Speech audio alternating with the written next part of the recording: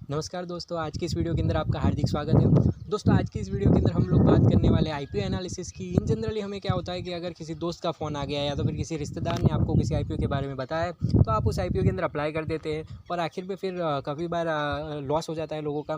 तो मुझे काफ़ी लोगों के कमेंट आते हैं, काफ़ी लोगों से जब मैं मिलता हूँ तो वो लोग भी मुझे कहते हैं कि सर इस बारे में आप डिटेल वीडियो बनाइए और हमें बताइए कि आईपीओ का एनालिसिस कैसे किया जाता है और वो भी सरल भाषा के अंदर। तो दोस्तों, आज की इस वीडियो के अंदर मैं आपको कुछ ऐसे इंपॉर्टेंट 5 पॉइंट्स बताने वाला हूँ, जिसको आप अगर कंसीडर करोगे, ध्यान में रखोगे और बस उसी के बेसिस के ऊपर आईपीओ का एनालिसिस करोगे, तो आई एम 100% श्योर कि आप एक अच्छा आईपीओ एनालिसिस कर पाओगे और आपको आईपीओ के अंदर अच्छे लिस्टिंग गेन भी मिलेंगे, आपको अच्छे खासे रिटर्न भी मिलेंगे लॉन्ग टर्म के अंदर।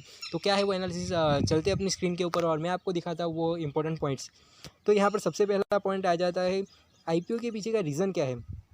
तो आप लोग यहाँ पर देख सकते हो कि रीज़न बिहाइंड आईपीओ के पीछे का रीज़न क्या है। दोस्तों, जनरली जब भी स्टॉक मार्केट के अंदर कोई भी आईपीओ आता है, चाहे वो मेन स्ट्रीम आईपीओ हो या तो फिर एसएमई आईपीओ हो, वो उसके पीछे के 2 रीज़न होते हैं। सबसे पहला तो बुक बिल्ड इशू आईपीओ होता है और दूसरा होता है ऑफर फॉर सेल। और काफ़ी सारे मिक्स आईपीओ आते हैं जिसके अंदर बुक बिल्ड इशू के अंदर ऑफर फॉर सेल का भी थोड़ा बहुत पोर्शन रहता है। अब काफ़ी सारे लोग कन्फ्यूज़ हो रहे होंगे कि इसके अंदर होता क्या है, तो मैं आपको सबसे पहले समझाता हूँ। बुक बिल्ड इशू आईपीओ के अंदर क्या होता है कि कंपनी जो आईपीओ के थ्रू पैसा रेज़ कर रही है, वो सारे के सारे पैसे को अपने बिज़नेस के अंदर और बिज़नेस के एक्सपेंशन के अंदर उस पैसे को लगाती है और वो अपनी कंपनी को ग्रो करने के लिए उस पैसे का इस्तेमाल करती है। जबकि ऑफर फॉर सेल के अंदर क्या होता है कि प्रमोटर अपना उस पैसे को घर लेकर जाते हैं और वो लोग अपने पर्सनल यूज़ के लिए इस्तेमाल करते हैं। तो जनरली अगर कोई भी आईपीओ जो है वो बिग बुक बिल्ड इशू के तौर पर आ रहा है तो वो काफ़ी अच्छी चीज़ है, लेकिन अगर उसके अंदर ऑफर फॉर सेल का पोर्शन ज़्यादा है तो वो एक नेगेटिव पॉइंट हो जाता है जिसके ऊपर हमें ध्यान रखना चाहिए। और ज़्यादातर लोग आईपीओ एनालिसिस के अंदर इस चीज़ को ध्यान में नहीं रखते और इसी वजह से काफ़ी बार उनका आईपीओ के अंदर लॉस हो जाता है। हम लोग चलते हैं दूसरे पॉइंट की ओर और वो होता है सब्सक्रिप्शन स्टेटस और सब्सक्रिप्शन टाइम्स।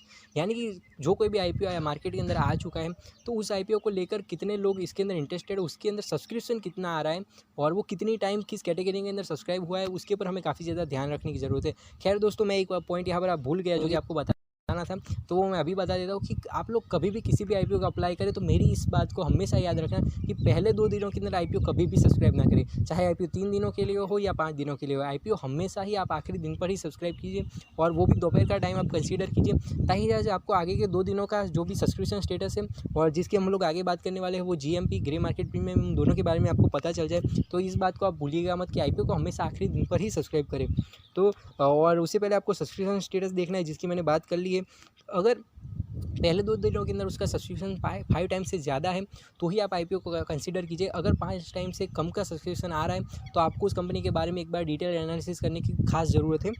अभी उसके बाद में आ जाता है हमारा तीसरा पॉइंट जो कि है ग्रे मार्केट प्रीमियम, जिसको हम लोग जीएमपी के तौर पर जानते हैं और जीएमपी जनरली रुपीज़ के अंदर होता है। तो अगर कोई भी कंपनी का आईपीओ आ रहा है जहाँ पर आईपीओ के अंदर इशू प्राइस है 100 रुपये की और उसके ऊपर उसके अंदर जो 2 दिनों का पहले 2 दिनों के अंदर आईपीओ का जो अगर जीएमपी बता रहा है 20 रुपये का, यानी कि जिस दिन वो लिस्टिंग होगा उस दिन वो स्टॉक का जो प्राइस रहेगा वो 120 रुपये रहेगा। यानी कि 100 रुपये आईपीओ का प्राइस प्लस जो 20 रुपये का जीएमपी बता रहा है उसको हमें प्लस करना है, वरना जब जो आखिर में जो हमें अमाउंट मिलेगी वही होगी लिस्टिंग प्राइस की, उसी प्राइस से उसके अंदर स्टॉक के अंदर ट्रेडिंग और सब कुछ शुरू होगा।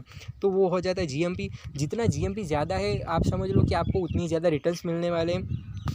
उसके बाद में आ जाता है पी रेशियो। जब भी हम लोग पी रेशियो की बात करते हैं तो हमारे दिमाग में के अंदर आता है कि भाई जितना कम पी होगा उतना ही कंपनी एक अच्छे वैल्यूएशन के ऊपर आ रही है और जितना कम पी है उतना हमारे लिए अच्छा है।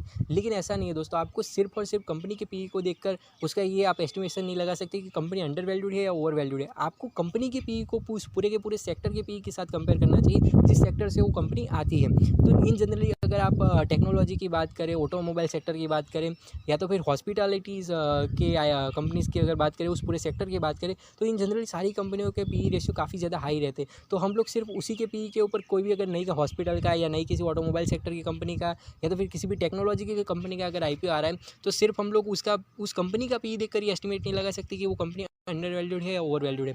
हमें पूरे के पूरे सेक्टर के अंदर दूसरी कंपनी से, छोटी से लेकर बड़ी कंपनीज़ के पी के साथ उसे कंपेयर करना चाहिए और आखिर में रिजल्ट तक जाना चाहिए कि वो अंडर वैल्यूड है या ओवर वैल्यूड है या तो फिर नॉर्मल एवरेज वैल्यूएशन के ऊपर आ रही है। उसके बाद के अंदर हमारा तीसरा जो 5वां जो पॉइंट हो जाता है वो है फंडामेंटल एनालिसिस। दोस्तों जब भी फंडामेंटल की एनालिसिस की बात आती है तो काफ़ी सारे लोग बोलते हैं कि सर ये तो बोरिंग है, बहुत ही ज़्यादा टाइम लग जाता है। लेकिन वो भले ही बोरिंग हो, लेकिन आपको फंडामेंटल एनालिसिस ज़रूर से करना है। चाहे आप लिस्टिंग गेन के लिए ही क्यों ना आईपीओ के अंदर सब्सक्राइब कर रहे हो, लेकिन फंडामेंटल एनालिसिस करना चाहिए। यहाँ पर मैंने 3 चीज़ों को यहाँ पर ऐड किया है। आप लोग जैसे कि देख ही सकते हो, profit after tax, total assets और टोटल बोरोइंग। बस अगर आप कंपनी की इन 3 चीज़ों के बारे में अगर एनालिसिस कर लेते हैं तो भी आपको पता चल जाएगा कि एक्चुअली में कंपनी में हो क्या रहा है। तो यहाँ पर प्रॉफिट आफ्टर टैक्स की बात करी जाए तो ईयर ऑन ईयर तो किसी भी आईपीओ के अंदर पिछले 3 साल का उसका जो है प्रॉफिट आफ्टर टैक्स दिखाया जाता है। तो आपको देखना है कि अगर प्रॉफिट के अंदर अच्छी खासी ग्रोथ हो रही है तो वो आपके लिए एक अच्छा साइन बन जाता है। टोटल एसेट्स की बात करी जाए तो अगर कंपनी के ईयर ऑन ईयर एसेट बढ़ते जा रहे हैं और या तो फिर वो अच्छी खासी अमाउंट के अंदर अवेलेबल है तो वो भी आपके लिए एक अच्छी चीज़ हो जाती है। और कंपनी की जो बोरोइंग है वो स्मॉल केस कंपनीज़ के अंदर और काफ़ी सारी छोटी छोटी कंपनी के अंदर हमें काफ़ी बड़े बड़े बोरोइंग देखने को मिल जाती है, तो वो हमारे लिए यहाँ पर रेड सिग्नल हो जाता है। तो अगर किसी भी कंपनी का बोरोइंग ज़्यादा है तो हमें उसके ऊपर ज़्यादा ध्यान देने की ज़रूरत है। और अगर कंपनी का पहले कोई ज़्यादा बोरोइंग था और अभी वो धीरे धीरे कम हो रहा है तो वो भी एक अच्छा साइन हो जाता है। तो यहाँ पर दोस्तों मैंने 5 इंपॉर्टेंट पॉइंट आपके साथ डिस्कस करे कि आईपीओ का एनालिसिस कैसे किया जाता है। आई होप कि आपको ये वीडियो अच्छा लगा होगा। तो जब भी किसी भी आईपीओ के अंदर अगर आप स्पेकुलेटर के तौर पर सिर्फ लिस्टिंग गेन के लिए ही इन्वेस्टमेंट कर रहे हो, फिर भी आपको इन पाँचों के पाँचों पॉइंट के ऊपर ध्यान देना है।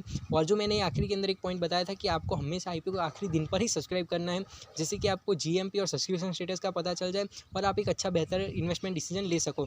तो आई होप कि दोस्तों आपको ये वीडियो अच्छा लगा होगा। अगर अच्छा लगा है तो लाइक करें, कमेंट करें, शेयर करें और मेरे चैनल को सब्सक्राइब कीजिए। और बस यही था आईपीओ एनालिसिस के अंदर। ऐसे ही नए नए वीडियोज़ के साथ आपको मिलते रहेंगे। तब तक के लिए बाय बाय, जय हिंद, वंदे मातरम।